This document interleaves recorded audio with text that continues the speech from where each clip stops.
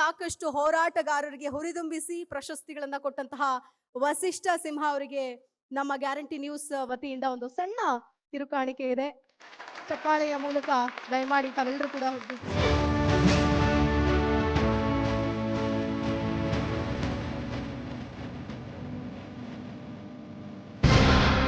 ಮಾತಾಡಕ್ಕೆ ಮುಂಚೆ ಹಾಡಾಡ್ಬೇಕು ಅಂದ್ರು, ಹಾಗಾಗಿ ಸಣ್ಣದಾಗ ಒಂದೆರಡು ಸಾಲು.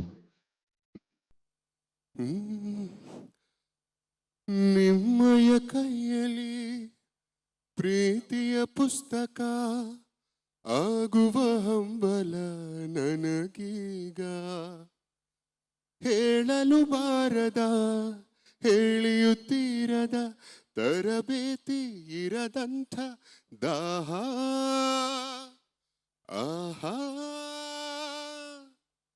ಮರೆತೇ ಹೋದೆನು ಹೊರಟ ಕಾರಣ ನಿಮ್ಮಯ ಮಿಂಚಿನ ದಾಳಿಯಲ್ಲಿ, ಕ್ಷಮಿಸಿ ನನ್ನನು ತಪ್ಪು ನಿಮ್ಮದೇ ಬಿದ್ದರೆ ನಿಮ್ಮದೇ ತೋಳಿನಲ್ಲಿ.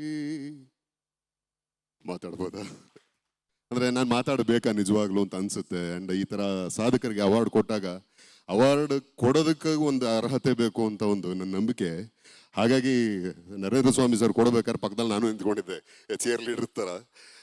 ನಾನು ದೊಡ್ಡದಾಗಿ ಅವಾರ್ಡ್ ಫಂಕ್ಷನ್ ಅಥವಾ ಈ ಥರದ ಕಾರ್ಯಕ್ರಮಗಳಲ್ಲಿ ಪಾಲ್ಗೊಳ್ಳೋದಾಗ್ಲಿ ಅಥವಾ ಅವಾರ್ಡಲ್ಲಿ ನಂಬಿಕೆ ಇಟ್ಟೋ ಮನುಷ್ಯ ಅಲ್ಲ ನಾನು. ಆದಷ್ಟು ಅದರಿಂದ ಅಂತರ ಕಾಯ್ಕೋತೀನಿ. ಕಾರಣ ಕೆಲವೊಂದ್ಸಲಿ ಏನಾಗುತ್ತೆ, ಅವಾರ್ಡ್ ಇಸ್ಕೊಳ್ಳೋರಿಂದ ಅವಾರ್ಡ್ಗೆ ಬೆಲೆ. ಇಲ್ಲಿ ಒಂದಷ್ಟು ಸಾಧಕರನ್ನ ನಾನು ಲಕ್ಷ್ಮಿ ಹತ್ರ ಮಾತಾಡ್ಬೇಕಾದ್ರೆ ಕೇಳಿದೆ, ಇಲ್ಲ ಗುರು ನಾನು ಅವಾರ್ಡ್ ಫಂಕ್ಷನ್ಗೆಲ್ಲ ಹೋಗಲ್ಲ, ಸಾಧಕರ ಹೆಸರನ್ನ ಹೇಳಿದಾಗ ಒಂದು 4 ಹೆಸರನ್ನ ಕೇಳಿ ತುಂಬ ಖುಷಿಯಾಗಿ ಒಳ್ಳೆ ಹಾದಿಯಲ್ಲಿ ಒಳ್ಳೆ ಪ್ರಯತ್ನ ಇದು, ಹಾಗಾಗಿ ಖಂಡಿತ ನನ್ನಿಂದ ಅಂದರೆ ಅಳಿಲ್ ಸೇವೆ ಏನಾಗೋದು ಸಾಧ್ಯನೋ ಅದನ್ನ ಮಾಡ್ತೀನಿ ಅಂತ ಬಂದೆ. ಬಂದ ಮೇಲೆ ಇಲ್ಲಿ ಸಾಧಕರ ಪಟ್ಟಿ, ಈ ಒಂದು ಅವಾರ್ಡು ಆ್ಯಂಡ್ ಕರ್ನಾಟಕ ಭೀಮರತ್ನನ ಹೆಸರು ಇದೆಲ್ಲ ಕೇಳಿ ನೋಡಿ ಭಾಳ ಭಾಳ ಖುಷಿ ಆಯಿತು. ನಾವೆಲ್ಲರೂ ಲೈಫಿನ ರೇಸಲ್ಲಿ ನಮ್ಮ ಬದುಕು ಕಟ್ಕೊಳ್ಳೋವಂತಹ ಒಂದು ಪ್ರಯತ್ನದಲ್ಲಿ ಇರ್ತೀವಿ. ಹಾಗೆ ಕೆಲವೊಂದು ಜೀವಗಳಷ್ಟೇ ಇಲ್ಲಿ ಸಾಧಕರೇನು ಅವಾರ್ಡ್ ರಿಸೀವ್ ಮಾಡ್ತಿದ್ದೀರಿ, ನಿಮ್ಮಂಥವ್ರು ಮಾತ್ರ ಇನ್ನೊಂದು 4-6 ಬದುಕುಗಳನ್ನ ಹಸನಾಗಿಸ್ಬೇಕು ಅನ್ನೋ ಒಂದು ಪ್ರಯತ್ನದಲ್ಲಿ ಇರ್ತೀರಿ.